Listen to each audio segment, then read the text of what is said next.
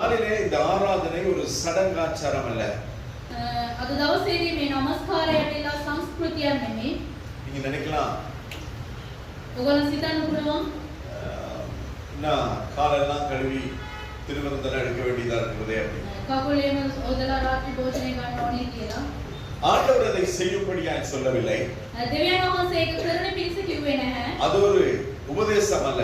ඒක ඇවිල්ලා ඒක ඉගෙනීමක් නෙමෙයි. அது ஒரு டாக்டரின் கிடையாது. ඒක ඉගෙනීමක් නෙමෙයි. இதை செய்யுங்கள் என்று கர்த்தர் உறுதியாய் சொல்லவில்லை, நிச்சயமாய் சொல்லவில்லை. මේක අනිවාර්යෙන් කරන්න කියලා උන්වහන්සේ ඇවිල්ලා අනකරේ නැහැ. ஆனால் ஆண்டவருடைய வேதம் தெளிவாய் சொல்லுகிறது. එනමුත් දෙවියන් වහන්සේගේ වචනය පැහැදිලිව කියනවා. எடுத்து யாராவது ஒருவர் வாசிக்கலாம். யோவானுடைய சுவிசேஷத்திலே කවුරුරි එක්කෙනෙක් තරම් කියවන්න 13வது அதிகாரம் என்று நான் நம்புகிறேன். யோவான் 13 පරිච්ඡේදය කියලා මම හිතනවා. அது 17வது வசனம். 17 වන පදය. நீங்கள் இவைகளை அறிந்திருக்கிறபடியால் இவைகளை செய்வீர்களானால் பாக்கியவான்களாய் இருப்பீர்கள். ஆண்டவருடைய வேதம் தெளிவாய் சொல்லுகிறது. දෙවියන් වහන්සේගේ වචනේ පැහැදිලිව කියනවා. யோவான் 13வது அதிகாரம் 17வது வசனம். யோவான் 13 17 වන පදය. நீங்கள் இவைகளை அறிந்திருக்கிறபடியால் ඉතින් මේ දේවල් දන්නා වූ නුඹලා இவைகளை செய்வீர்களானால் ඒවා කරනවා නම් பாக்கியவான்களாய் இருப்பீர்கள். නුඹලා ආශිර්වාද ලද්දෝය. ஏன் ஆண்டவர் கொடுக்கிற ஆசீர்வாதங்களை நாங்கள் இழந்து போக வேண்டும்? ඇයි දෙවියන් වහන්සේ දෙන්නා වූ ආශිර්වාදය අපි නැති කරගන්නේ? தேவையில்லாத அநேக காரியங்களை உலகம் செய்து கொண்டிருக்கிறது. අනවශ්‍ය දේවල් ඇවිල්ලා මේ ලෝකේ කරමින් සිටිනවා. ஆண்டவர் வெள்ளிக்கிழமை செத்தாரா? දෙවියන් වහන්සේ සිකුරාදා මැරුණාද?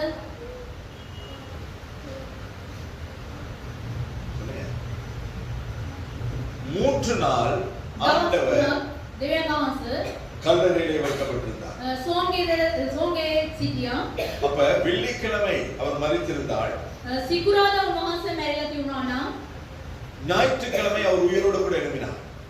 ඉරිදා දවසේ උන්වහන්සේ ඇවිල්ලා උත්ථාන වුණා. அப்ப ரெண்டு நாள் தான். දවස් දෙකයි. ஆமா இல்லையா? හවුද නැද්ද? வெள்ளிக்கிழமை ஒரு நாள், සිකුරාදා දවසයි, சனிக்கிழமை ஒரு நாள். සෙනසුරාදා ඊළඟ දවස. அப்ப ஞாயிற்றுக்கிழமை உயிரோடு கூட எழும்பின ஆண்டவருக்கு ஒரு நாள் குறையுது. ඉරිදා දවසේදී උත්ථාන වුණා. ඒ දෙවියන් වහන්සේට එක දවසක් අඩු වෙනවා. அப்ப வேதம் ஆண்டவருடைய மரணத்தை சொல்லுகிறது.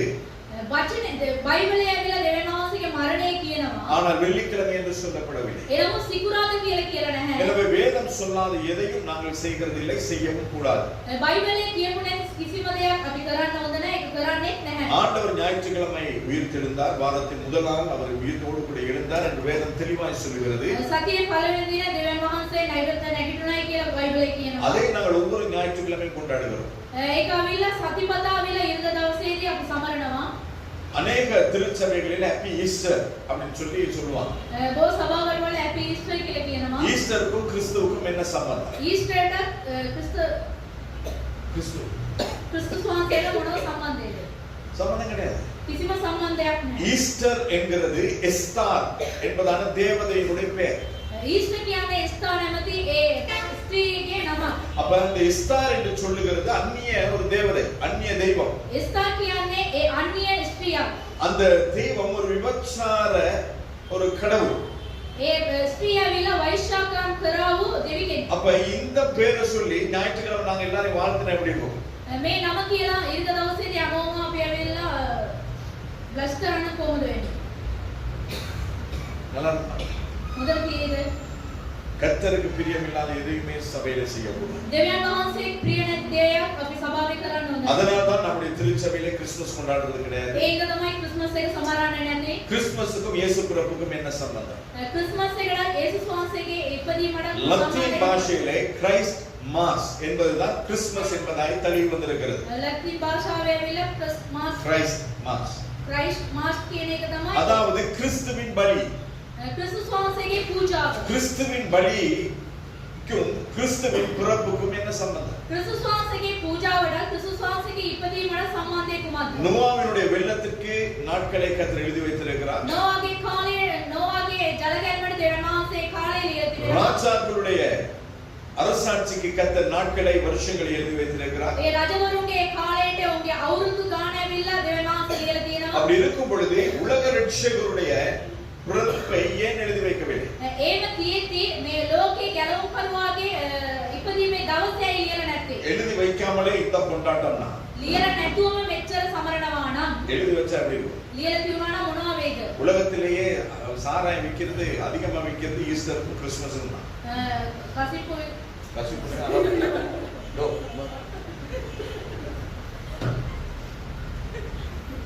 உலகத்திலே அதிகமாய் மதுபானங்கள் விற்கப்படுகிறது கிறிஸ்துமஸுக்கும் ஈஸ்டருக்கும் தான். கசிப்பு பேர் அடையுது. අරක්කු විකුණන්නේ ක්‍රිස්මස් එකටයි ඊස්ටර් එකටයි විතරයි. அது அன்னைக்கு தான் அது அதிகமான வருமானம். එදා තමයි බිස්නස් එක වැඩි. ஆனா ஆண்டவர் வந்தது அது இல்லாம ஆக்குறது. දෙවියන් වහන්සේ ආවේ ඒව නැති කරන පිණිස. அது போகல். ඒක දියද. இந்த நாள் ஒரு விசேஷித்த நாள். අද දවසේ විශේෂ දවසක්. ஏன்? එයි ஆண்டவர் பரிசுத்த பந்தியை ஏற்படுத்தினது இதுதான். උන්වහන්සේ ඇවිල්ලා සුද්ධ වූ මේසය පිළියෙල කරේ මේක තමයි. சுவிசேஷ புத்தகம் ஒன்றிலே எழுதப்பட்டிருக்கிறது. සුභාරංචි පොතේ එකක ලියලා තියෙනවා. இங்க வாட்சி பாருங்க அது எந்த புத்தகத்துல எழுதிருக்கு. ඔයාලා කියවලා බලන්න කොයි පොතේද කියලා. முதலாவது ஆண்டவராய் இயேசு கிறிஸ்து பாஸ்கு அதாவது அந்த எகிப்திலிருந்து வந்ததை அவர் அந்த இடத்திலே அவர் ஆசரிக்கிறார். මිස්රේ ඉඳලා එන විටදී උන්වහන්සේ ඒක කරනවා. அதற்கு பின்பதாக ඊට පස්සේ இந்த புதிய அப்பத்தையும் புதிய ரசத்தையும் ஆண்டவர் தன்னுடைய சீஷர்களோடு கூட ஏற்படுத்துகிறார். අලුත් රොටිය සහ අලුත් වතුර ඇවිල්ලා මේ ගෝලයන්ත් එක්ක ඒක මේව කරනවා. அப்ப இந்த பரிசுத்த பந்தி என்கிறது திருவிருந்து என்கிறது மிகவும் முக்கியமானது. සුද්ධ වූ මේසය කියන්නේ ඊටා වැදගත් දෙයක්. அதை நாங்கள் ஏனோ தானோ என்று ஆசரிக்க முடியாது. ඒක ඕනාවට එපාවට ඒක කරන්න හොඳ නැහැ. நீங்க எல்லாரும் அழகா வந்திருக்கீங்க. ඔක්කොම ලස්සනට ඇවිල්ලා ඉන්නවා. ஞாயிற்றுக்கிழமை மட்டும்தான் சர்ச்சுக்கு வரும்போது சர்ச்சுக்கு வர்ற தோரணையில வரக்கூடாது. ඊට දවස් විතරක් එන විට චර්ච් එකට එනවා වගේ. மற்ற நாட்களில் சர்ச்சுக்கு வரும்போது சர்ச்சுக்கு தான் வரணும். අනිත් දවසේ චර්ච් එකට එනකොට චර්ච් එකට වගේ තමයි இந்த එන්නේ. ஃபீஸ்டுக்கு முதல்ல காணிவேல் போடுவாங்க தானே ஒரு வாரம். කාණි වෙලෙක දානවා සතියකට. அப்ப அங்க போய் முட்டாய் வாங்கி சாப்பிடுறதுக்கு போற மாதிரி ஆராதனைக்கு வரக்கூடாது. ඒ ගිහලා මොනවාරි අරන් කන්න යනවා වගේ சர்ச்சுக்கு வரோம்னா சர்ச்சுக்கு தான் வரணும். චර්ච් එකට එන්න ඕනේ නම් ඒ චර්ච් එකට එනවා වගේ තමයි එන්නේ. தேவன் பாருங்க. දෙවියන් වහන්සේ බලන්න. கர்த்தரை ஆராதிக்க வரும். දෙවියන් වහන්සේව නමස්කාර කරන්න அப்ப ඇවිල්ලා. இந்த நாள் ஒரு விசேஷித்த நாள். මේ දවසේ ඊට වැදගත් දවසක්. இதுவரைக்கும் நீங்கள் திருவிருந்தை ஆசரித்திருக்கிறீர்கள். මෙච්චර දවස් ඇවිල්ලා රාත්‍රී භෝජන අරන් තියෙනවා. இன்று இந்த படிப்பினைக்கு பின்பதாக අද දවසේදී මේ ඉගෙනීමට පස්සේ இதை விட மிகவும் ஒரு ஒரு கனத்தோடு கூட ஆசரிப்பீர்கள் என்று நான் நம்புகிறேன். මේක ඒකට කලින් ගත්තට වැඩිය ඒක විනයානුකූලව මේක ගන්නවයි කියලා මම හිතනවා. தானியேலுடைய தீர்க்கதரிசன புத்தகம் 1வது அதிகாரம் 8வது வசனம். දානියෙල් 1:8 දී தானியேல் 1வது அதிகாரம் 8வது வசனம். දානියෙල් පොතේ පළවෙනි පරිච්ඡේදයේ 8 වෙනි වචනය. தானியேல் ராஜாவின் போஜனத்தாலும் அவர் பானம் பண்ணும் திராட்சை ரசத்தினாலும் தன்னை தீட்டுப்படுத்தலாகாதென்று தன் இருதயத்தில் தீர்மானம் பண்ணிக்கொண்டு தன்னை தீட்டுப்படுத்தாதபடி பிரதானிகளின் தலைவனிடத்தில் வேண்டிக் கொண்டான். ඒ දානියෙල් රජුගේ භෝජනයන්වත් ඔහු මොන මුත්‍රික පානයෙන්වත් අපවිත්‍ර නොවී සිටීමට තමාගේ සිතින් නියම කරගෙන එසේ අපවිත්‍ර නොවී සිටිත නපුංසකයන්ගේ ආධිපත්‍යයෙන් අවසර ඉල්ලුවේය. இந்த வசனம் அநேகமான நேரத்திலே நாங்கள் என்ன சொல்லுவோம், எதற்காக எப்படி நாங்கள் அதை வியாக்கியானம் பண்ணுவோம்? මේ වචනේ කොහොමද අපි පැහැදිලி කරන්නේ? தானியேல் ராஜாவினுடைய ஆகாரத்தினாலும் அவனுடைய திராட்சை ரசத்தினாலும் தன்னை தீட்டுப்படுத்திக் கொள்ளவில்லை. දානියෙල් රජතුමාගේ ඒ භෝජනයෙන්වත් ඒ මුත්‍රික පානයෙන්වත් තමාව ඇවිල්ලා අපවිත්‍ර කරගත්තේ නැහැ. அதாவது தானியேல் அவர் தானியங்களை சாப்பிட்டார். දානියෙල් ඇවිල්ලා ධාන්‍ය වර්ග කෑවා. அவர் இறைச்சி மீன் அது முட்டை அதெல்லாம் சாப்பிட கிடையாது. ඒ මස් මාළු ඒව කෑවේ නැහැ. அப்படின்னு சொல்லி நாங்களே முடிவு பண்றோம். අපි මේක අපි තීරණය කරනවා. ஒரு காலகட்டம் வந்த பொழுது ඒක කාලයක් ආවයි. அந்த தேசத்து ராஜா என்ன செய்தான்? ඒ දේශයේ රජතුමා அவனுடைய ஒரு சிலையை செய்து එයාගේම රූපයක් ආසාදලා அவனுடைய ராஜதானிகள் அத்தனை பேரும் அதை தாழ விழுந்து வணங்க வேண்டும் என்று கட்டளை நிரூபித்தான். ඒ දේශයේ සිටිනා සියල්ලම මේක වඳින්න ඕනේ කියලා ਉਹ අනකලා. அப்படியானால் அவன் அந்த தெய்வத்தினுடைய ஸ்தானத்தை அவன் பெற்றுக்கொண்டான். දෙවියගේ ස්ථානය ਉਹ අරන් තිබුණා. அதற்கு முன்பதாக ඒකට කලින් தானியேல் என்ன செய்கிறார்? දානියෙල් කුමක්ද කරන්නේ? ராஜாவினுடைய ஆகாரம் රජතුමාගේ භෝජනය. அந்த அரண்மனை ராஜா பருகிறதான திராட்சை ரசம். ඒ රජතුමා ඇවිල්ලා ගන්නාවේ මුද්‍රික පානය. இதனால் தன்னை தீட்டுப்படுத்தலாகாது என்று சொல்லி அவர் தீர்மானிக்கிறார். මේකෙන් තමව අපවිත්‍ර කරන එක හොඳ නැහැ කියලා ඔහු සිතනවා. அதாவது ஆண்டவராய் இயேசு கிறிஸ்து ஏற்படுத்தினதான இந்த திருவிருந்திற்கு ஒரு நிழலாட்டம் தான் இது. යේසුස් වහන්සේගේ ඡායාවට කාර්යයක් තමයි මේ සිද්ධිය. இந்த நாளிலும் நாங்கள் ஆண்டவருடைய சரீரத்தையும் அவருடைய இரத்தத்தையும் நாங்கள் போஜனமாய் பானமாய் அதை நாங்கள் பகிர்ந்து கொள்வோம். උන්වහන්සේගේ ශරීරය සහ රුධිරය අද දවසේදී ඇවිල්ලා අපි ගන්නවා. எத்தனை பேர் இந்துல இருந்து கிறிஸ்தவர்களா மாறி இந்து එකෙන් ඇවිල්ලා ක්‍රිස්තියානි වුණා අය. அந்த கோயில்ல நீங்க போகும் பொழுது ඒ கோயிලට ඔයගොල්ලෝ යන විට தீர்த்தம் கொடுப்பாங்க. தீர்த்தம் දෙනවා. பிரசாதம் கொடுப்பாங்க. ප්‍රසාදම් දෙනවා. வாங்கிருக்கோம். අරන් තියනවාද? பிரசாதம் வாங்குறதுக்கே ஒரு கூட்டம் கோயிலுக்கு போவோம். ප්‍රසාදය ගන්න එහෙම යනවා. திருவிருந்துக்கு கூட வர மாட்டாங்க. රාත්‍රී භෝජනවලත් அத போயிட்டு கோயில்ல நின்னு வாங்குவாங்க. ඒ கோயிලෙ ඉඳලා ගන්නවා. கடலை, කඩල, அவல், අවල්, வாழைப்பழம், ගස්ලබු, කෙසෙල්. அப்ப இதெல்லாம் வாங்குறதுக்குன்னு ஒரு கூட்டம் இருக்குது. මේවා ගන්න එක කොටසක් ඉන්නවා. அப்ப நாங்க அதை எடுக்கிற அதே சிந்தையோடு கூட இந்த திருவிருந்தை நாங்கள் ஆசரிப்போமானால் ඒ සිතුවිල්ලෙන් මේ රාත්‍රී භෝජනයට අපි එකඟ වෙනවා නම් அது சரி கிடையாது. ඒක හරිය නැහැ. அதே போல ඒ වගේම திருப்பதிக்கு போயிட்டு வந்தா லட்டு கொண்டு வந்து கொடுப்பாங்க. තිරුපතියකට ගිහිලා ආවෙන් පස්සේ ලඩු ගෙනත් දෙනවා. மக்காவுக்கு போயிட்டு வரவங்க பேச்சம்பழம் கொண்டு வந்து கொடுப்பாங்க. මක්කයකට ගිහිලා එන අය ඇවිල්ලා රටේදී ගෙනත් දෙනවා. இன்னுமாய் சில ஆலயங்களுக்கு போகும் பொழுது அவர்கள் பஞ்சாமிர்தம் சொல்லி சில ஒரு உணவு தருவாங்க. පංචාමෘතම් කියලා තව කෑමක් ගෙනල්ලා දෙනවා. கத்தோலிக்க திருச்சபைக்கு போனாலும் செவ்வாய்க்கிழமை பரிசு கொடுப்பாங்க. කැතලික් සභාවට ගියන් පස්සේ බණිස් දෙනවා. நோம்பு பெருநாள் 40 நாட்களும் கஞ்சி கொடுப்பாங்க. නෝබු උත්සවයේදී දවස් 40ම ඇවිල්ලා කැඳ දෙනවා. அப்ப இதெல்லாம் என்னது? මේ සියල්ලම මොකක්ද? நம்மை தீட்டுப்படுத்தக்கூடியது. මේ අපවිත්‍ර කරනව அப்ப දේවල්. இதைதான் தானியேல் செய்தான். මේ කාර්යය තමයි දානියෙල් කරේ. இந்த காரியங்கள் මේ කාර්යවල ராஜாவுக்கு படைத்ததா இருக்கட்டும், அது சுரூபத்துக்கு படைத்ததா இருக்கட்டும், රජතුමාට දෙන්න දේවදූත කාර්යයක් වෙන්න පුළුවන් නැත්නම් රූපයට அது என்னை தீட்டுப்படுத்த கூடாது என்று அவன் ராஜாவினிடத்திலும் பிரதானிகளிடத்திலும் வேண்டிக் கொண்டான். ඒවා දානියෙල් අපවිත්‍ර කරන්න හොඳ නැහැ කියලා රජතුමාගෙන් සහ සමගයේ ඒ සේවකයන්ගෙන් ඉල්ලලා තියෙනවා. அதே போலதான் இஸ்ரவேல் ஜனங்கள் வரும் பொழுது ஆண்டவர் சொன்னார், எப்படி அந்த புளிப்பில்லாத அப்பத்தை நாங்கள் உட்கொள்ள வேண்டும் என்று. புளிப்பில்லாத அப்பம். மிஸ்லிங் என்ன பற்றி எவ்வளவு முன்னாடி ரொட்டி வகை உங்க மனசு கண்ணோட கீழே இருக்கும் மனசு. கீரை கசப்பா இருக்க வேண்டும். කොලෑවිල පිටෙන් තිබෙන්න ඕනේ. அந்த ரொட்டியில வந்து உப்போ ஈஸ்டோ எதுவுமே கலக்க கூடாது. ඒ රොටි වලින් ඊස්ට් ලුණු එකතු කරන්න හොඳ නැහැ. இறைச்சி சுட்டு இருக்க வேண்டும். මස් ඇවිල්ලා ඒ පුච්චන්න ඕනේ. அப்ப அதுக்கென்று கர்த்தர் ஒரு ஒழுங்கை வைத்திருந்தார். ඒකට ඒ නියම කාර්යවල කියලා තිබුණා. அதே போலதான் நம்முடைய பரிசுத்த மேஜைக்கும் ஒரு நியமம் உண்டு. අපගේ රාත්‍රියේ සුද්ධ වූ මේසයට විනයක් තිබෙනවා. அப்ப அந்த மேஜையை ஆசரிக்க வேண்டிய விதத்திலே நாங்கள் ஆசரிக்க வேண்டும்.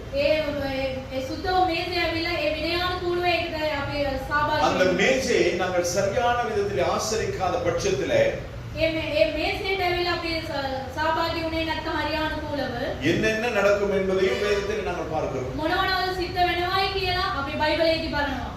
வாசிக்கலாம். 1 கொரிந்தியர் 10வது அதிகாரம் 21வது வசனத்தை நாங்கள் வாசிப்போமானால் 1 කොරින්ති 10 21 අපි 1 බලනවා. கொரிந்தியர் 10வது அதிகாரம் 21வது வசனம். 1 කොරින්ති 10 21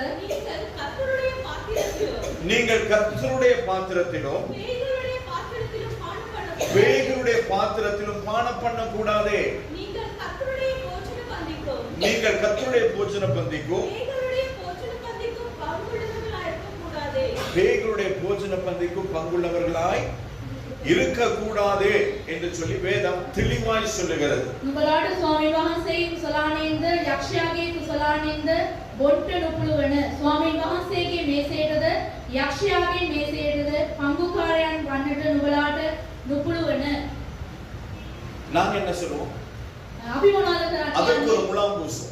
ඒකට ඇවිල්ලා වෙන කාර්යයක් අපි කියනවා. என்ன சொல்லுவோம்? මොනවද කියන්නේ? எங்களுக்கு கொடுக்கும்போது அவங்க சாமிக்கு படைக்க மாட்டாங்க.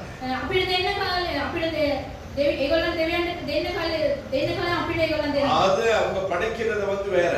ඒක ඒගොල්ලන් දෙන එක වෙන அவங்க කතාවක්. படைக்கிறாங்களோ படைக்கலையோ. ඒගොල්ලන්ට දෙවි වලට දෙනවද නැද්ද? சரஸ்வதி பூஜைக்கு யாருக்காக இதெல்லாம் பண்றாங்க? வடை பண்றது, என்னது வேற என்னது, பொங்கல் வைக்கிறது, அவல் வைக்கிறது, கடலை அவிக்கிறது, எது யாருக்கு? සරස්වති පූජාවට ඒ දේවල් කරන්නේ කාටද? சரஸ்வதி.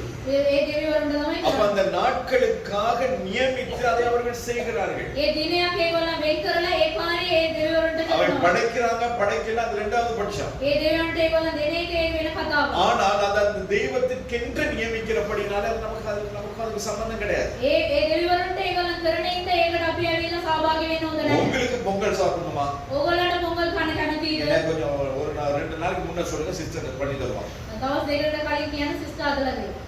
வாழைப்பழம் மட்டும் நீங்க வாங்கிட்டு வந்துருங்க. කෙසල් විතරක් ඕගොල්ලෝ අරන් එන්න. எப்பனாலும் நம்ம பொங்கல் பண்ணிக்கலாம். කවදා හරි අපිට පොංගල් අදලා කන්න පුළුවන්. உங்களுக்கு இறைச்சி கஞ்சி வச்சு சாப்பிடணுமா? ඔයාලා මස් කැඳ අදලා කන්න நோம்பு ඕනද? நாட்கள்ல மட்டும் அதுக்காக காத்திருக்காங்க. ඒ නෝඹු දවස් වෙනකන් බලාගෙන ඉන්න එපා. எப்பனாலும் வச்சு குடிங்க.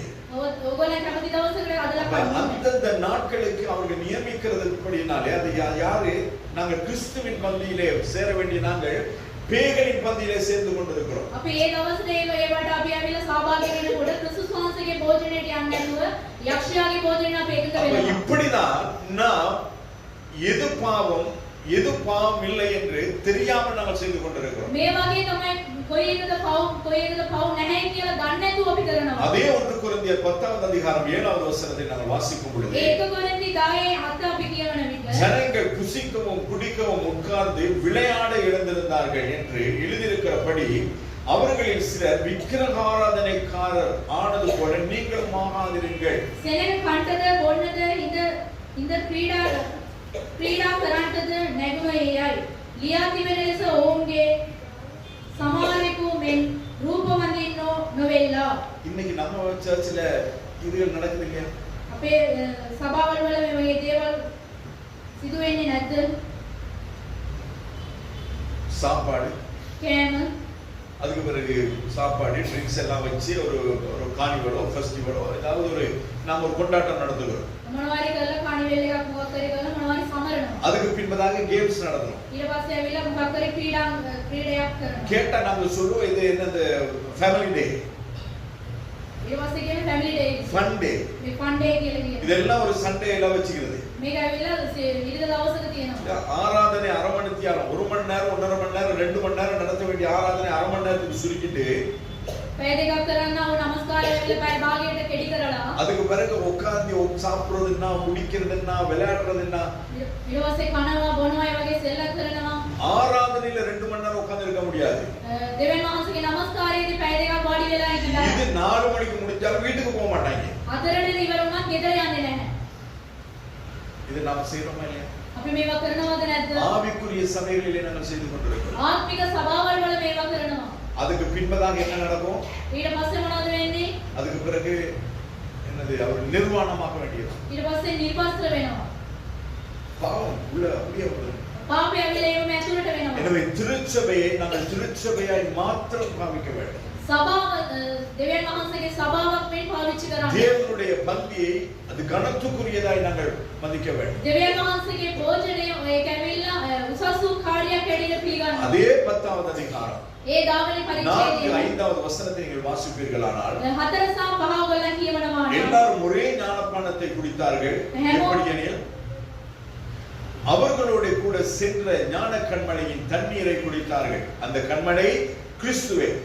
அப்படி இருந்தும் அவர்களில் அதிகமான பெயர்களில் தேவன் பிரியமாய் இருந்ததில்லை. அதனால் வனாந்தரத்திலே அவர்கள் அழிக்கப்பட்டார்கள் என்று எழுதப்பட்டிருக்கிறது. සියල්ලෝම එහෙම ආත්මික වීම වී බවත් 1 கொரிந்தியர் 10வது அதிகாரம் 4-5வது வசனம். 1 කොරින්තිය 4 සහ 5 වන පදය.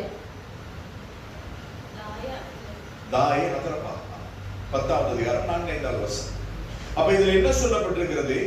මොනවද විතර කියලා තියෙන්නේ? இஸ்ரவேல் ஜனங்கள் வனாந்தரத்திலே வரும் பொழுது ඊශ්‍රායෙල් සෙනග ඇවිල්ලා වනාන්තරයේ එන විට கர்த்தர் அவர்களுக்கு தண்ணீரை கொடுத்தார். දෙවියන් වහන්සේ ඇවිල්ලා උන්ට ඇවිල්ලා වතුර දීලා அவர் තියෙනවා. கொடுத்தது எதிலிருந்து கொடுத்தார்?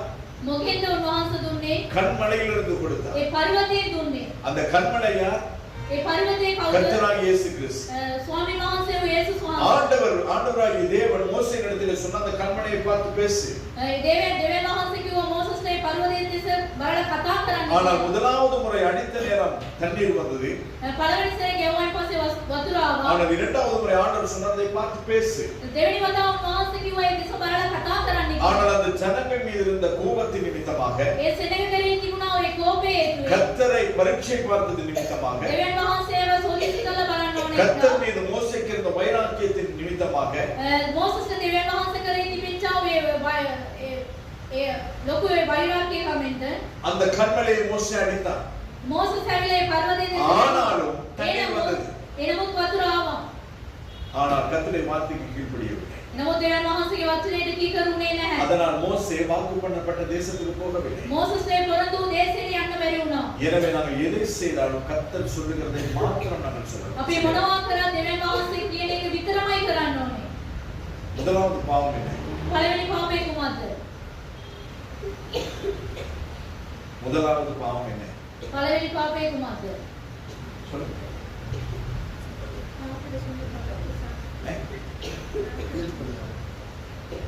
சாப்பிட சொன்னோம். சாப்பிட வேணாம்னு சொன்ன பழத்தை அதான் முதல் பாவம். நாங்க அப்படிதான் நினைக்கிறோம். අපි හිතන්නේ කන්නේටි அதுக்கு முதல்ல இன்னொரு பாவம் நடந்தது. ඒකට කලින් පාපයක් ආවා. என்னது? லூசிபர் ලුසිෆර් அவர் பெருமை கொண்டு උඩඟු වෙලා கர்த்தருக்கு மேலாக ஒரு ஸ்தானத்தை அவன் எடுக்க வேண்டும் என்று விரும்பினான். දෙවියන් වහන්සේට ඒ උසස් ස්ථානය ගන්න ඕනේ කියලා හිතුවා. பெருமை வரும் பொழுது எல்லா பாவமும் சேர்ந்து வரும். උඩඟුකම එන විටදී සියලුම පාපේ පිටිපස්සේ එනවා. அதனாலதான் வேதம் தெளிவாய் சொல்லுகிறது. ඒ ඉන්න තමයි බයිබලයේ පැහැදිලිව කියනවා. பெருமை உள்ளவனுக்கு கர்த்தர் எதிர்த்து நிற்கிறார். උඩඟු වෙන්නට දෙවියන් වහන්සේ විරුද්ධව සිටිනවා நம்ம කියලා. பெருமைப்படுறதுக்கு நம்மளுக்கு எதுவுமே கிடையாது. උඩඟු වෙන්නේ කිසිම දෙයක් අප කරේ නැහැ.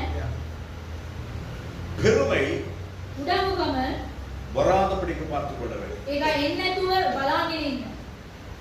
இந்த இடத்துல என்ன நடக்கிறது? මේ සායන මොනවද සිදු වෙන්නේ? அவன் அந்த ஞான கண்மலையின் பாலை குடித்த பொழுதிலும் ඒ ආත්මික කෑමහා බිවරින්ද அந்த ஜனங்கள் வாக்கு பண்ணப்பட்ட தேசத்துக்கு போகவில்லை. ඒ පොරොන්දු දේශයේ සෙනගට යන්න බැරි වුණා. அதே போலதான் ඒ වගේම இந்த තමයි நாளிலே நாங்கள் தேவ சமூகத்திலே நாங்கள் ரட்சிக்கப்பட்டு අපි දෙවියන් වහන්සේගේ සමූහයේදී අපි ගැලවීම ලබලා அந்நிய பாஷை பேசி අන්‍ය භාෂාවල් කතා කරලා பரிசுத்தாவியானவருடைய அபிஷேகத்தை பெற்று සුද්ධාත්මයන් වහන්සේගේ ආලේපය ලබලා கர்த்தர் கிருபையாய் கொடுத்த வரங்கள் දෙවියන් වහන්සේ කරුණාවෙන් දුන්නා වූ ඒ කාර්යය பேய்தறக்கிறது, යක්ෂයන් දුරු කරන එක சுகப்படுத்துறது, සුව කිරීම தீர்க்க தரிசனம் சொல்றது, අනාගත වාක්‍ය කියීම எல்லாவற்றையும் நாங்கள் பயன்படுத்தின பொழுதிலும் මේ සියලුම දේවල් අපි පාවිච්චි කරා ஆண்டவர் சொல்ல போகிறார். දෙවියන් වහන්සේ කියන්නේ යනවා எனக்கு தெரியாது. නුඹ මට දන්නේ නැහැ.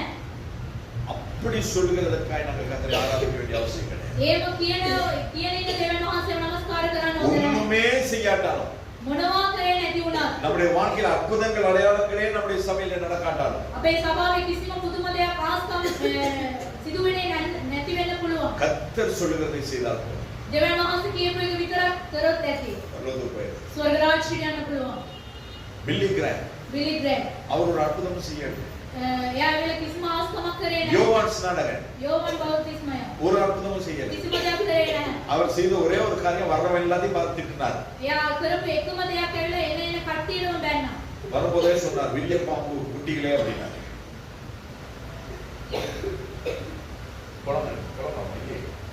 என்னது வில்லிய பாம்பு என்ன? ஏதோ பாம்பு குட்டி குழந்தாவோ ஏதோ ஒண்ணு பாம்பு குட்டின்னு திட்டினார். அப்ப இதுதான் யோவான் ஸ்நானகன். මේක තමයි යෝහන් බෞතිස්මය. ஆனாலும் யோவான் ஸ்நானகனை குறித்து கர்த்தர் வேதத்தில் எழுதி வைத்திருக்கிறார். ඒ යෝහන් බෞතිස්මය ගැන දෙවියන් වහන්සේ ඇවිල්ලා බයිබලයේ ලියලා எனவே நாம் எதை செய்தாலும் අපි මොනවා කරත් தேவன் நம்மில் மகிமைப்படும்படியாய் நாங்கள் செய்ய வேண்டும். දෙවියන් වහන්සේ අපිට අපේ මහිමයට පත් වෙන පිටිසක් யோவான் எழுதியதான சுவிசேஷம் යෝහන් පොතේ 13வது அதிகாரம் 13 වන පරිච්ඡේදය 26 27வது வசனங்களிலே நாங்கள் வாசிக்கிறோம். 26 27 දී අපි බලනවා அந்த இடத்திலே ஒரு சம்பவம் நடக்கிறது. ඒ ස්ථානයේ එක කාර්යයක් සිදු ஏன்னா වෙනවා. அந்த இடத்திலே தான் ஆண்டவராய் இயேசு கிறிஸ்து இந்த பரிசுத்த பந்தியை ஏற்படுத்துகிறார். ඒ ස්ථානයේ තමයි දෙවියන් වහන්සේ මේ සුද්ධ වූ මේසේ පිළියෙල அந்த இடத்துல ஆண்டவர் தன்னுடைய மரணத்தை குறித்து முன்னறிவிக்கிறார். උන්වහන්සේගේ මරණය ගැන කලින්ම කියනවා. முன்னறிவித்த பொழுது කලින් කිව්වයින් පස්සේ அதுக்குள்ள ஒரு சீஷர்களுக்குள்ள ஒரு சின்ன ஒரு கலந்துரையாடல். ඒ ගෝලයන් සමග ඇවිල්ලා ඔක්කොම කතා කර කර என்ன ඉන්නවා. கலந்துரையாடல்? මොනවද කතා කර இப்ப කර ඉන්නේ? பாஸ்டர் போறார். පාස්ටර් යන්න යනවා. என்னது? මොනවද? பாஸ்டர் சாவ போறார். පාස්ටර් මැරෙන්න යනවා. பாஸ்டர் செத்த பிறகு පාස්ටර් මැරුණායින් அந்த පස්සේ பொசிஷனுக்கு யார் வர்றது? ඒ පොසිෂන් එකට කවුද එන්නේ? பீட்டரா, පීටර්ද? ஜோனா, යොහන්ද? தோமஸா, තෝමස්ද? மார்க்கா, මාර්ක්ද? மேத்யூவா, මතේවුද? யூதஸா යූදස්ද? அப்படின்னு சொல்லி உள்ள பேச்சு. ඇතුලේ කතා කර කර ඉන්නවා. யார் அந்த ஸ்தானத்துக்கு வருகிறது කවුද ඒ ස්ථානයට එන්නේ? என்று சொல்லி அந்த இடத்துல அவர் பேசிக் கொள்கிறார். ඒ මේගොල්ලෝ யார் பெரியவனாய் இருக்க போகிறது? කවුද උසස් වෙන්නේ යන්නේ? அதை பார்த்து தான் ஆண்டவர் என்ன செய்கிறார்? ඒක බලලා තමයි දෙවියන් தன்னுடைய වහන්සේ வஸ்திரத்தை කරන්නේ. கரண்டி வைத்து விட்டு තමන්ගේ වස්ත්‍රය ගලවලා තියලා இன்னொரு துணியை எடுத்து தன்னுடைய அறையிலே கட்டிக்கொண்டு තව පොඩි රිදි කැල්ලක් කරන් ගැට ගන්නවා. சீஷருடைய கால்களை கழுவ ஆரம்பிக்கிறார். ගෝලයන්ගේ කකුල සෝදන්න පටන් ගන්නවා. அந்த இடத்துல ரெண்டு சம்பவம். ඒ ස්ථානයේදී සිතියන් දෙකක් වෙනවා. ஒன்று ஆண்டவர் சொல்லுகிறார், එකක් දෙවියන් වහන්සේ කියනවා இதை நான் உனக்கு செய்யவில்லை என்றார். මේක මම ඔබලාට කරේ නැත්තම් உனக்கும் எனக்கும் சம்பந்தம் இல்லை. ඔයාට සහ මට ඇවිල්ලා ඒ නැකම කුමක්ද? அதாவது நாங்கள் இன்னொருடைய கால்களை கழுவும் அளவுக்கு நாம் நம்மை தாழ்த்த வேண்டும். අනිත් එක්කෙනාගේ කකුල සෝදන තරමට තමාව තමන් යටහත් කරන්න ඕනේ. அதனால நான் சொன்னேன், இது ஒரு சடங்கு கிடையாது. මේක ඇවිල්ලා සංස්කෘතියක් නෙමෙයි. உண்மையாய் සත්‍ය ඇත්තටම இருதயத்தில் உணர்ந்தவர்களாய் ඊතෙන් ඇවිල්ලා දැනිච්ච අය நம்மை எந்த அளவுக்கு தாழ்த்த முடியுமோ தாழ்த்தி තමාව කොච්චර යටහත් කරන්න පුළුවන්ද යටහත් කරලා அதை நாங்கள் செய்ய வேண்டும். ඒක අපි කරන්න ඕනේ. ஆனால் இந்த இடத்துல வந்து நாங்கள் அதை ஒருத்தருக்கு மாற்றி ஒருத்தர் கழுவுவது கிடையாது. එක්කෙනාට මාරු කරලා ඒක කරන්නේ නැහැ. ஆண்களுக்கு நான் கழுவுவது உண்டு, பெண்களுக்கு சௌரி கழுவாங்க. පුරුෂවරුන්ට පාස්ටර් සහ සිස්ටර්ලාට අපේ සිස්ටර්ස් සෝදනවා. அப்ப ஆண்டவர் சொல்லுகிறார், දෙවියන් වහන්සේ කියනවා உங்களுடைய போதகராகிய நானே இதை செய்வேன். ஆனால் ඕගොල්ලන්ගේ මෙහෙ කරවා වුණාව මමම කරනවා නම් நீங்களும் செய்ய. ඕගොල්ලන් කරන්න ඕනේ. அதாவது கர்த்தர் அதை எதிர்பார்க்கிறார். උන්වහන්සේ ඒක බලාපොරොත්තු වෙනවා. அதுக்கு பின்பதாக ඊට පස්සේ இந்த சம்பவம் மிகவும் முக்கியமானது. මේ සිද්ධිය ඉතාම වැදගත්. 26 27வது வசனம். 26 සහ 27. அந்த இடத்துல ஆண்டவர் சொல்றார், இன்னொருத்தர் காட்டி கொடுக்க போறார். මේ ස්ථානයේදී මාව උන්වහන්සේ කියනවා එක්කෙනෙක් මාව ඇවිල්ලා පාවා දෙන්න அப்ப යනවා. எல்லாரும் கேக்குறாங்க, ஆண்டவரே நானா நானா நானா நானா அப்படின்னு. හැමෝම අහනවා දෙවියන් වහන්සේ මමද කියලා. ஆண்டவர் சொல்லுகிறார், දෙවියන් වහන්සේ කියනවා இயேசு பிரதியுத்தரமாக 26வது வசனம், 26 වෙනි පදයේදී நான் இந்த துணிக்கு தோய்த்து எவனுக்கு கொடுப்பேனோ මම මේ කැබැල්ල පොගව යමෙකුට දෙවිද அவன்தான் என்று சொல்லி ඒ ඔහු වෙයි කීසේක துணிக்கையை தோய்த்து මෙසේ උන්වහන්සේ කැබැල්ල පොගව சீமோன் குமாரனாகிய யூதாஸ் காரியோத்துக்கு கொடுத்தார். සීමෝන්ගේ පුත්‍ර වූ යූදාස් ස්කරියෝත්ට දුන්සේක. ஆண்டவர் சொல்லி கொடுக்கிறார். දෙවියන් වහන්සේ ඒක කියලාම දෙනවා. ஆனா சொல்லி கொடுத்த பொழுதிலும் ඒක කියලා දීලත් நம்ம ஆளுகளுக்கு கேட்கல. අපේ මනුෂ්‍යයන්ට ඒක ඇවිල්ලා පැහැදිලි නැහැ. கேட்கல. ஆண்டவர் சொல்றார், දෙවියන් වහන්සේ எல்லாருமே கேக்குறாங்க ஆண்டவர்ட்ட. හැමෝම ආනවා. ஆண்டவரே யாரு? දෙවියන් වහන්සේ කවුද? நானா. මමද? நானா. මමද? ஆண்டவர் சொல்ற, இந்த துணிக்கையை தோய்த்து எவனுக்கு கொடுப்பேனோ මේක පොගවල කාටද මම දෙන්නේ? அவன்தான் என்று சொல்லி එයා තමයි කියලා. ஆண்டவர் தொட்டு கொடுக்கிறத 12 பேரும் பாக்குறாங்க. ඒක කැබැල්ල ඇවිල්ලා පොගවල දෙන එක 12 வாங்கின දෙනාම දකිනවා. யூதாஸை தவிர மத்த 11 பேரும் பாக்குறாங்க. ඒ ගත්තා ඔය යූදාස් එක අනිත් 11 දෙනාම බලනවා. பார்த்தாலும் அவங்களுக்கு அது புரியல. ඒක බලලත් ඒගොල්ලන්ට පැහැදිලි නැහැ. இன்னைக்கு அப்படிதானே நம்மள අපේ හැමෝම එහෙමනේ. ஆண்டவர் தெளிவா பேசிக்கிட்டு தான் இருக்கிறார். දෙවියන් වහන්සේ තාම පැහැදිලිව කතා ஆனா කරනවා. நாம புரியாத மாதிரியே இருக்கிறோம். අපේ නොදනවත් කමේම සිටිනවා. புரிஞ்சும் புரியாத மாதிரி இருக்கிறோமா? ඒක ඇවිල්ලා දැනගලත් இல்ல නොදන්නා உண்மையிலேயே ආකාරයට புரியலையான்னு நமக்கே தெரிய மாட்டேங்குது. ඇත්තට මේක දැනුනේ නැද්ද කියලා දන්නේ නැහැ. ஆனால் ஒன்றை மாத்திரம் நாங்கள் ஞாபகத்தில் வைத்துக் ඒක දෙයක් විතරම අපි මතක තියාගන්න அடுத்த ඕනේ. வசனம் சொல்லுகிறது, ඊළඟ වචනේ அந்த කියනවා துணிக்கையை அவன் வாங்கின பின்பு ඔව් එවිලා ඒක කැබැල්ල ගත්තයින් පස්සේ சாத்தான் அவனுக்குள் புகுந்தான். සාතාන් ඔහුට ආවේශ විය. எப்ப இது நடக்குது? කොයි වෙලාවෙද මේක සිදු වෙන්නේ? பரிசுத்த பந்தியின் பொழுது. ඒ සුද්ධ වූ මේසේදී வேற எங்கேயுமே கிடையாது. වෙන කොහෙවත් නෙමෙයි. எனவே பரிசுத்த பந்தி, அதனால தான் 11வது அதிகாரத்திலே கொரிந்தியர் 11வது அதிகாரத்திலே நான் வாசிக்கிறோம். ඒ වගේම 1 කොරින්තිය 11 වෙනි පරිච්ඡේදය අපි බලනවා. 23 ல இருந்து 31 வரைக்கும் நாங்கள் வாசிக்கிறது உண்டு ஒவ்வொரு திருவிருந்தின் பொழுது. 23 ඉඳලා 31 වෙනකන් ඇවිල්ලා හැම රාත්‍රී භෝජනයෙන්ම ඒක කියවනවා. நாங்கள் எப்படி அதை எடுக்க வேண்டும் என்று சொல்லி. අපි කොයි ආකාරයෙන්ද ඒක ගන්න ඕනේ කියලා. எனவே நாம் எடுக்க வேண்டிய விதத்திலே நாங்கள் எடுக்காத பட்சத்திலே ඒක ගන්න ඕන ආකාරයට අපි ගත්තේ නැත්නම් அப்ப ஆண்டவர் அந்த நேரத்துல அதை கொடுத்துட்டு ஆண்டவர் இதை தப்பா பேச கிடையாது. ඒක දීලා උන්වහන්සේ ඇවිල්ලා වැරදි ආකාරයෙන් කතා කරේ නැහැ. அவனை கடிந்து கொள்ள கிடையாது. එයාට කරවටු කරේ නැහැ. ஆண்டவர் என்ன சொல்லுகிறார்? උන්වහන්සේ මොනවද කියන්නේ? அப்பொழுது இயேசு அவனை நோக்கி යේසුස් වහන්සේ උදේසර நீ බලලා செய்கிறதை சீக்கிரம் செய் என்றார். නුඹ කරන එක ඉක්මනට කරන්න කියලා කිව්වා. அப்பத்தை வாங்கின பொழுது என்ன நடக்கிறது? ඒක හැබැයි රොටිය ගත්තායින් පස්සේ මොනවද සිදු වෙන්නේ? போன ஆஃப் பண்ணிக்கங்க. போன ஞாயிற்றுக்கிழமையும் இதேதான். போன ஞாயிற்றுக்கிழமை இன்னைக்கு 1ஆம் தேதி. அதாவது என்ன நடக்கிறது? මොනවද සිදු වෙන්නේ? நாங்கள் கர்த்தர் நமக்கு ஒப்புவித்த காரியங்களை நாங்கள் செய்யும் பொழுது දෙවියන් වහන්සේ අපිට බාර දීලා තියෙන දේ කරන විට அதை சரியாய் செய்ய வேண்டும். අපි ඒක හරියානුකූලව කරන්න அப்படி ඕනේ. இல்லாத பட்சத்திலே අපි එහෙම කරේ නැත්නම් அதற்குரிய தண்டனையை நாங்கள் அனுபவிக்க வேண்டியது. ඒකට හරියන ඒ දඬුවම අපි තමයි ඒ භුක්ති විඳින්න ඕනේ. ஆண்டவர் 2 மரத்தை வைத்தார். දෙවියන් වහන්සේ ගස් දෙකක් තිබ්බා. படிக்க ஆண்டவர் மரத்தை பத்தியே பேசிட்டு இருக்கார். දෙවියන් වහන්සේ ගස් ගැන කතා කරනවා. ஒன்று ஜீவ விருட்சம், ජීවනදායක அடுத்து විරුද්ධය நன்மை தீமை அறிகிறது. යහපත කියනවා ඒ ගහ. அந்த ஜீவ விருட்சத்தை ඒ ජීවනදායක அவர்கள் ගස அந்த கனியை அவர்கள் புசித்திருந்தால் ඒ ගෙඩිය ඒගොල්ලෝ කාලා තිබුණා இந்த නම් நாளிலே நானும் நீங்கள் ஆராதிக்க வேண்டிய அவசியமே ඔබ கிடையாது. සමම ඇවිල්ලා නමස්කාර කරන්න ඕනේ නැහැ. இன்றும் ஏதேன் தோட்டம் அப்படியே இருந்தது. ඒ දෙන වෙන ඇවිල්ලා තවනතර ඒකම තිබෙනවා. இந்த உலகம் இவ்வளவு பாழாய் போயிருக்காது. මේ ලෝකයේ ඇවිල්ලා මෙච්චර විනාශයටපත් වෙලා නැතුව ඇති. එනමුත් அந்த இடத்திலே வஞ்சிக்கப்படுகிறார். ඒ ස්ථානයේදී ඇවිල්ලා ඒගොල්ලෝ ඇවිල්ලා විනාශ වෙනවා. அந்த வஞ்சனை நிமித்தமா என்ன உண்டாகிறது? ඒ කාර්යය වෙනුවෙන් මොනවද සිදු වෙන්නේ? நிர்வாணம் உண்டாகும். ඒ නිර්වස්ත්‍රය එනවා. பாம்பு வந்து ஏவாளோடு கூட பேசுகிறார். ඒ සර්පය ඇවිල්ලා ඒව සමග කතා කරනවා. ஏவாள் அந்த பழத்தை உண்டது நிமித்தமாய் ඒව ඇවිල්ලා ඒ ගෙඩිය කාපු ඉඳා நிர்வாணம் வருகிறது. ඒ නිර්වස්ත්‍රය ආවා. எனவே நாங்கள் எப்பொழுதெல்லாம் நாங்கள் பாவம் செய்கிறோம், කොයි වෙලාවෙදී අපි පව්කාර වැඩ அந்த කරනවාද? நேரத்தில் எல்லாம் நாங்கள் நிர்வாணமாய் மாறுகிறோம் என்பதை நாங்கள் மறந்து போகிறோம். ඒ සෑම වේලාවෙදී අපි නිර්වස්ත්‍ර වෙනවයි කියන එක අමතක කරන්න එපා. அதற்கு பின்பதாக நோவாவினுடைய நாட்களிலே ඒ ඊට පස්සේ නෝවාගේ කාලයේදී நோவா என்ன செய்தார்? නෝවා කුමක්ද කරන්නේ? நல்ல திராட்சை ரசத்தை குடித்து එයා හොඳට මුත්‍රික පාන බීලා அவன் வாழ்ந்ததான நாட்களிலே அவ்வளோ ஜனங்களுக்கு மத்தியிலே நோவாவையும் அவனுடைய குடும்பத்தை மாத்திரம் ஆண்டவர் நீதிமானாய் பார்க்கிறார். ඒ නෝවා ජීවත් වුණා වූ ඒ කාලයේදී නෝවා සත ඔවුන්ගේ පවුල ඇවිල්ලා ධර්මිෂ්ඨ පවුලක් හැටියට පිළිගන්නවා. உலகமே அழிந்து போனது. මේ ලෝකයේම විනාශ ஆனால் වුණා. நோவாவும் அவனுடைய குடும்பமும் மாத்திரம் නෝවා தப்புவிக்கப்படுகிறார். සහ ඔහුගේ පවුල විතරම ආරක්ෂා කරගන්න ලැබුණා. தப்புவிக்கப்பட்டு பாதுகாக்கப்பட்டு வந்த நோவா ඒ ආරක්ෂා කරනකොට ආරක්ෂාවෙන් ආවා වූ නෝවා அவன் என்ன செய்கிறான்? ඔහු මොනවද திராட்சை කරන්නේ? ரசத்தை குடித்து அவன் வெறித்து அவன்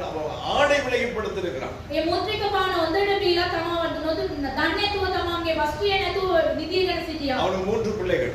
පුත්‍රයන් 3 දෙනෙක්. அதிலே ஒருவன் அந்த நிர்வாணத்தை பார்த்துட்டான். එකිනෙක ඇවිල්ලා නිර්වස්ත්‍රය දැක්කා. அந்த நிர்வாணத்தை பார்த்துட்டு ඒ නිර්වස්ත්‍රය දැක්කයින් පස්සේ என்ன பண்ணிருக்கான்? මොනවද කරන්න ඕනේ? நிர்வாணத்தை மூடி இருக்க வேண்டும். ඒ නිර්වස්ත්‍රය ඇවිල්ලා වසන්න ඕනේ. ஆனால் அதை மூடவில்லை. ඔව් ඒක කරේ அந்த නැහැ. நிர்வாணத்தை அவன் போய் தன்னுடைய சகோதரனுக்கு சொல்லுகிறான். ඒ තාත්තා නිර්වස්ත්‍රව සිටින එක තමන්ගේ සහෝදරයාට කියනවා. அந்த செய்தியை கேட்ட அடுத்த 2 பேரும் ඒ ප්‍රවෘත්තිය ඇහුවායින් පස්සේ අනිත් දෙන්නාම அந்த சகோதரர் 2 பேரும் அது பின்புறமாய் வந்து அவனுடைய நிர்வாணத்தை மூடுகிறார்கள். ඒ පිටිපස්සෙන් ඇවිල්ලා ඒ සහෝදරයන් දෙන්නා ඇවිල්ලා ඒක වසනවා තාත්තා. ஆனால் அவன் போவதை தெளிந்து அவன் பார்த்து அவன் காமை அவன் சபிக்கிறான். එයා ඊට පස්සේ ඇවිල්ලා නෝවායි කාම ඇවිල්ලා සාප කරනවා. எதுவுமே அதிகமாய் போகிறது சரி கிடையாது. මොනවා වුණත් වැඩි යන එක හරි නෙමෙයි. அது நம்மை பாவத்தில் நிர்வாணத்திலே கொண்டு வந்தது. ඒක ඇවිල්ලා අපි පාපයට නිර්වස්ත්‍රයට ගෙනල්ලා තල්ලු කරනවා. எனவே நாம் அந்த நிர்வாணம் நம்முடைய வாழ்க்கையிலே தென்படாதபடிக்கு நாங்கள் வாழ வேண்டியது மிகவும் அவசியம். මේ නිර්වස්ත්‍රය පෙනෙන්නේ නැතුව ජීවත් වෙන එක අපි සතුව තිබෙනවා. அதே போலதான் மோசே ඒ වගේම තමයි මෝසස්. தேவனோடு கூட இருக்கும்படியாய் மலைக்கு அழைக்கப்பட்டு போனான். දෙවියන් වහන්සේගෙත් එක්ක ඉන්න ඕනේ කියන පර්වතයට කතා කරලා යනවා. மோசே வராதது நிமித்தமாய் මෝසේ ආපු නැති ඉඳා இஸ்ரவேல் ஜனங்கள் என்ன சொல்கிறார்கள்? මේ ඊශ්‍රායල් සෙනඟ මොනවද කරන්නේ? தங்களை முன்னின்று நடத்துகிறதுக்கு ஒரு தேவனை உண்டாக்கும்படியா கேட்கிறார். තමන්ව ඉදිරියට මඟ පෙන්වන්නව දෙවි කෙනෙක් ඕනේ කියලා ඉල්ලනවා. அந்த நேரத்திலே ஆரோன் தனக்கு ஒரு பொன்கண் குட்டியை செய்கிறார். ආරෝන් ඇවිල්ලා රන් වසුපේටයක් සාදනවා. அந்த இடத்துல அந்த ஜனங்கள் என்ன பண்ணுகிறார்கள்? ඒ සානියේ සෙනඟ කුමක්ද කරන්නේ? குடித்து புசித்து அவர்கள் நிர்வாணமாய் ஆடுகிறார்கள். ඒගොල්ලන් කාලා බීලා ඒගොල්ලන් නිර්වස්ත්‍රව නැටුවා. பேச கூப்பிட்ட மோசே இடத்துல ஆண்டவர் சொல்லுகிறார், ඒ කතා කරා මෝසස් දේශ දෙවියන් වහන්සේ போய் බලන්න பார், කියනවා. உன்னுடைய ஜனங்கள் தங்களை கெடுத்துக் கொண்டிருக்கிறார். ගිහලා බලන්න තමන්ගේ සෙනඟ ඇවිල්ලා තමන්ව විනාශ කරගෙන ඉන්නවා. அவர் வந்து பார்த்தா அவர் நிர்வாணமாய் ஆடுகிறார். මෝසස් ඇවිල්ලා බලන විට ඒගොල්ලන් නිර්වස්ත්‍රව නටනවා. இன்னைக்கு அப்படிதான் நம்ம சபைகள். අපගේ සභාවල් ඒ වගේම තමයි. சில சபைகளுக்கு போய் பாருங்க, සමහර සභාවල් වලට ගිහලා බලන්න. குளிக்கிறதுக்கு போட்டுக்கிட்டு வர ட்ரெஸ் சபைக்கு போட்டுட்டு வராங்க. නාන්න ඇඳගෙන එන්නා ඔය ඩ්‍රෙස් එක සභාවට ඇඳගෙන එනවා. உள்ளுக்கு போட்டிருக்கிறப்ப அதாவது ஸ்கின் கலருக்கு பிராவை போட்டு அதுக்கு மேல போடுறாங்களே இல்லையே தெரியுது. ඒ ඇඳුම දානවද කියලා දන්නේ නැහැ. එහෙම ඇඳගෙන එනවා සභාවට. இதுதான் தேவ சமூகத்தினுடைய நிலை. මේක තමයි දෙවියන් වහන්සේගේ සභාවේ அதனால තත්ත්වය. தான் ஆண்டவருடைய வேதம் தெளிவாய் சொல்லுகிறது. ඒක තමයි දෙවියන් වහන්සේගේ වචනේ පැහැදිලිවම කියනවා. ஆண்டவருடைய நியாயத்திற்கு அவருடைய சபையிலே தான் ஆரம்பிக்கும். දෙවියන් වහන්සේගේ විනිශ්චය තමගේ සභාවෙන් තමයි පටන් ගන්නේ. உலகத்துல ஆரம்பிக்காது. ලෝකයේ පටන් ගන්නේ නැහැ.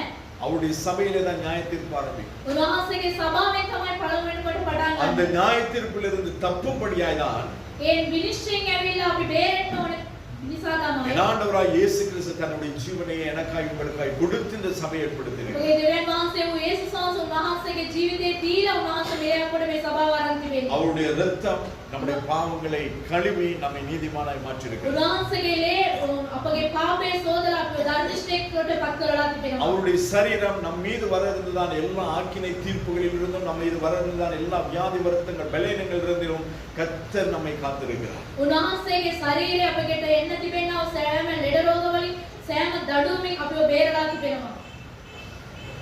மருத்துவம் சொல்லுகிறது.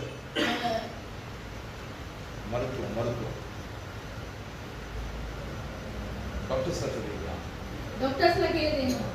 என்ன என்றால் මොනවා නම් உலகத்திலேயே මේ මුළු ලෝකෙම பிரதான நோய்கள் வந்து 39. ප්‍රධාන රෝගය ඇවිල්ලා 39යි. அந்த 39 பிரதான ரோகங்களும் මේ 39 මේ රෝගෙන්ම வருகிறதுக்கு 3 காரணங்கள் தான் அடிப்படை. එන්නා වූ කාර්යවල තුනක් විතරයි. வாயு, பித்தம், கபம்.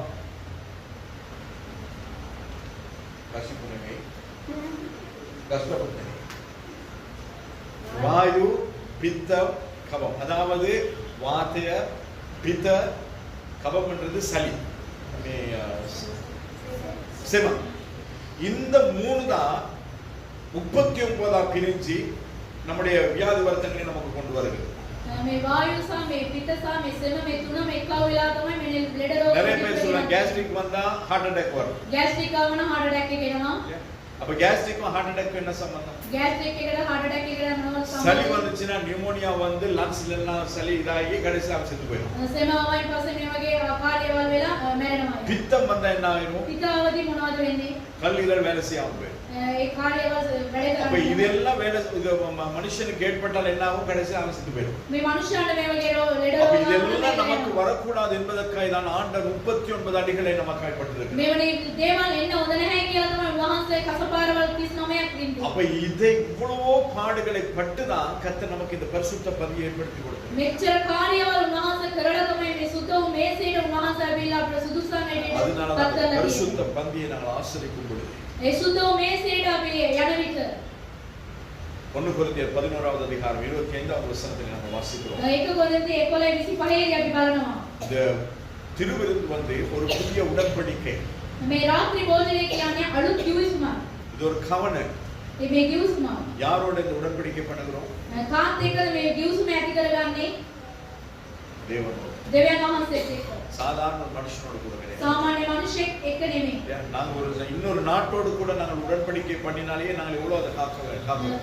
වෙන දේශයත් එක්ක අපි ඇවිල්ලා කිවිසුමක් කරනවා කොච්චර ඒක ආරක්ෂා කරගන්නවා. அப்ப நானும் நீங்கள் இந்த ஒவ்வொரு முறையும் நாங்கள் திருவிருந்தை எடுக்கும் பொழுது நாங்கள் தேவனோடு கூட உடன்படிக்கை பண்ணுகிறோம். අපි ඇවිල්ලා මේ සුදු මේ රාත්‍රී භෝජනයට එකඟ වෙනකොට අපි හැමදාම උන්වහන්සේත් එක්ක ඒ ගිවිසුමත් ඇති කර அந்த ගන්නවා. உடன்படிக்கையை அவர் வரும் வரைக்கும் நாங்கள் காத்துக்கொள்ள வேண்டும். මේ ගිවිසුම ඇවිල්ලා උන්වහන්සේ එන වෙන්නදී අපි ආරක්ෂා කර அதான் ගන්නවා. ஆண்டவர் சொல்லுங்க தெளிவாய் சொல்லுகிறது. ඒ විදිහටම පැහැදිලිවම කියනවා. நான் வரும் வரைக்கும் இதை செய்யுங்க. මම එනතෙක් මේක කරන්න. என் மரணத்தை நினைவு கூறும்படியா இதை செய்யுங்க. මාගේ මරණය සීකරණ පිණිස මේක කරන්න. அதை நான் 26வது வசனத்தில் ඒක තමයි අපි 26 වන පදයේදී අපි බලන්නේ. 27வது வசனத்தில் நாங்கள் பார்க்கிறோம். 27 වන පදයේදී අපි බලනවා. அமாத்திரமாய் பங்கெடுக்கிறவன் அவன் குற்றம் உள்ளவனாய் கருதப்படுவான். එහි නුසුදුසු ලෙස මේ රොටි කන්නා වූද ඒ ස්වාමීන් அதனால நமக்கு என்ன உண்டாகும்? අපිට මොනවද වෙන්නේ?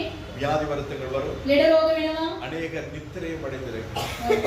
ගොඩක් අය මැරිලා සිටිනවා. அதுக்கு நல்ல உதாரணம் தான் யாரு? හොඳ උදාහරණයක් யூதாஸ்காரியோத். යුදාස්කාරියෝ. அவன் அமாத்திரமாய் அதை பெற்றுக்கொண்டான். මේ නුසුදුසු ගමේ ඒක සහභාගී වුණා. கடைசி என்னாச்சு அவனுக்கு? මොනවද සිදු වුනේ? வேதம் சொல்லுகிறது அவன் நான்கு கொண்டு செத்தான். එයා විල බෙල්ලට ඇලදාගෙන මැරුණායි කියලා. நான்கு கொண்டு செத்தான். ඇලදාගෙන මැරුණායි කියලා. எனவே அந்த அப்ப 30-31வது வசனத்தை நாங்கள் பார்க்கிறோம். 30-31 දී අපි බලනවා. அதை நாங்கள் தகுதி இல்லாதபடி நாங்கள் எடுப்போமானால் ඒකට අපිට සුදුසු නැති ගමේ අපි ඒකට සහභාගී நியாய වෙනවා. தீர்ப்பு நம்ம மீது வரும். ඒ විනිශ්චය අපි කරේ එනවායි කියලා. ஆண்டோடைய வருகையில நியாய தீர்ப்பு வராது. දෙවියන් වහන්සේගේ මේ විනිශ්චය එන්නේ නැහැ. இந்த அவருடைய பரிசுத்த பந்தியை அதை ஆசரித்து முடியும் பொழுதே நம்ம இதை நியாய தீர்ப்பு வந்துடும். මේ සුදු මේසෙට අපි සහභාගී වෙලා ඉවර වෙනකොටම ඒ කාර්යය සිදු වෙනවා. எனவே பரிசுத்த பந்தி என்கிறது அது சாதாரணது கிடையாது. ඒ සුදු මේසෙ කියන්නේ නිකන් කාර්යයක් නෙමෙයි. ஏதோ நாங்க மாசத்துக்கு ஒருக்கா வந்து ஃபர்ஸ்ட் சண்டே நாங்க ஆசரிச்சுட்டு போறோம் கிடையாது. මාසෙකට එක වතාවක් ෆස්ට් සන්ඩේ ඇවිල්ලා ඒකට සහභාගී වෙනවායි வருஷத்துக்கு ஒருக்கா நாங்க இது செய்கிறதுனால இது அப்படி கிடையாது. අවුරුද්දකට වතාවක් කරනවායි කියන එකට නෙමෙයි. ஏன் இந்த நாளில் இதை நாங்கள் செய்கிறோம்? ඇයි මේ දවසේදී අපි මේක කරන්නේ? கர்த்தர் நமக்காக ஏற்படுத்தி கொடுத்தார். දෙවියන් වහන්සේ අපෝදිසා මේක ඇවිල්ලා සුදුසු මේක මේ කාර්යය කරලා තිබෙනවා. ஏன் இதை எல்லாம் ஆவிக்குரிய சபைகள் செய்ய முடியாது இன்னைக்கு? ඇයි ආත්මික සභාවල් වල මේක කරන්න කරේ නැත්තේ? நாளைக்கு சபையாய் சேர்ந்து ரோட் வழியா நடப்பாங்க. සභාවල එක්ස්ප්‍රස් වෙලා පාර දිගේ ඇවිදිනවා. ஒரு நல்ல பாஸ்டர்னா ஒரு சிலுவை தூக்கி அவர் வச்சுக்கிட்டு හොඳ පාස්ටර් කෙනෙක් නම් කුරුසිය අරන් යා තියාගෙන பின்னுக்கு சபை மக்கள் எல்லாம் ஓசானா பாடிட்டு போவாப்ல. ඒ ඕසන්න ගායනා කර කර සභාවේ කට්ටිය වෙනවා. මොනවටද? நான் கிறிஸ்துவினுடைய சாயல் என்பதை ஜனங்கள் பார்த்தாலே தெரியும். මම ක්‍රිස්තුස් වහන්සේගේ ස්වරූපයක් කියලා කට්ටිය දැක්කයින් පස්සේ මේක வருஷத்துல පේනවා. பெரிய வெள்ளிக்கிழமை மாத்திரம் அதை பார்க்க கூடாது. මාසිකුරාදා විතරක් නෙමෙයි මේක පෙන්වන්න ඕනේ. நான் கிறிஸ்துவுக்கு சாட்சியாய் මම ක්‍රිස්තුස් වහන්සේගේ සාක්ෂියක් ඇඩේල ඉන්නවා. நாங்க இருக்கிறோம். අපි ඉන්නවාද? අපි එම් සිටින්න ඕනේ. நமக்காய் கர்த்தர் எல்லாவற்றையும் செய்து முடித்தார். අපෝදේශ වහන්සේ සියලු දේ කරලා ඉම කරලා තිබෙනවා. அந்த செய்து முடித்த ஆண்டவருடைய வருகைக்கு சபை ஆயத்தமாகும். ඒ කරලා ඉම කරව ඒ කාර්යයට අපි සූදානම්ව සිටින්න ඕනේ. நாங்க சிலுவை தூக்கி ரோட் வழியா போறனால இந்த வத்தல ரசிக்கப்படாது, இந்த கம்பா டிஸ்ட்ரிக்ட் ரசிக்கப்படாது. කුරුසිය අරගෙන අපි මම පාර දිගේ යනකොට මේ වත්තල සහ මේ ගම්පා ඇවිල්ලා දෙවියන් වහන්සේ පිළිගන්නේ නැහැ. நான் இயேசுவை போல மாறி நான் பிதாவினிடத்தில் கேட்கும் பொழுது எனக்காய் கர்த்தர் அதை செய்து முடிப்பார். මම යේසුස් වහන්සේ වගේ වෙනස් වෙලා පියාණන් වහන්සේගෙන් ඉල්ලන විට පියාණන් වහන්සේ සියලු දේවල් කරනවා. எனவே நம்முடைய சிந்திக்கிறதை நாம செய்கிறது எல்லாமே மாறும். අපගේ සිතුවිල්ල අපගේ ක්‍රියාව සියලු දේම වෙනස් වෙනවා. ஆண்டவருடைய வருகை மிகவும் சமீபமாயிருக்கிறது. දෙවියන් වහන්සේගේ ඊම ඉතා ළඟ තිබෙනවා. நாம எதை செய்தாலும் අපි මොනවා කරත් தேவநாமத்தின் மகிமைக்காய் மாத்திரம் செய்வோம். දෙවියන් වහන්සේගේ නාමයේ මහිමයට පමණම කරන්න ඕනේ. தேவநாமம் தூஷிக்கப்படும்படியாய் செய்வோம். දෙවියන් වහන්සේගේ නාමය අපවිත්‍ර වෙන්න නෙමෙයි කරන්න ඕනේ. டிராபிக் எல்லாம் பிளாக் ஆகி ට්‍රැෆික් ඔක්කොම බ්ලොක් වෙලා அதே தான் அன்னைக்கு திருவிழாவிலேயே அதான் நடக்குது. பெராரா போகும்போது அதான் நடக்குது. பெரிய வெள்ளிக்கிழமை அதான் நடக்குது. පෙරේරා වලත් ඒ වගේමයි සිකුරා මහ සිකුරාදා වලත් ඒමම. செய்ய வேண்டிய அவசியம் இல்லை. ඒක කරන්න ඕනේ නැහැ අපි. அந்த நாளிலே சபையாய் நாங்கள் உபவாசத்தோடு தேவ சமூகத்தில் அமர்ந்திருந்து இந்த பகுதியை ரட்சிக்க முடியாது கேட்டா கர்த்தர் செய்யும். අපි නිරාරව ඇවිල්ලා සභාවේ රැස් වෙලා අපි යාත්‍රා කරනකොට දෙවියන් වහන්සේ මේ දේශේ ඇවිල්ලා ගලවනවා. சபையெல்லாம் ஒண்ணு சேர்ந்து நாங்க போவோம்னு கூப்பிடுவாங்க. සභාව එක්රැස් වෙලා යමුයි කියලා කතා කරනවා. சபையெல்லாம் ஒண்ணு சேர்ந்து கிறிஸ்துவுக்காய் மறிப்போனா ஒரு ரூபாய் வர மாட்டாங்க. සභාව ඔක්කොම එක්රැස් වෙලා දෙවියන් වහන්සේ උත්සව මැරෙන්නු කියනකොට කවුරුත් වෙන්නේ නැහැ. யாரா வருவாங்களா? வாங்க எல்லாரும் சேர்ந்து சாவனா வருவாங்களா? කවුරු එක්කම එකතු වෙලා මැරෙන්නු කියලා කියනකොට කවුරු එනවද?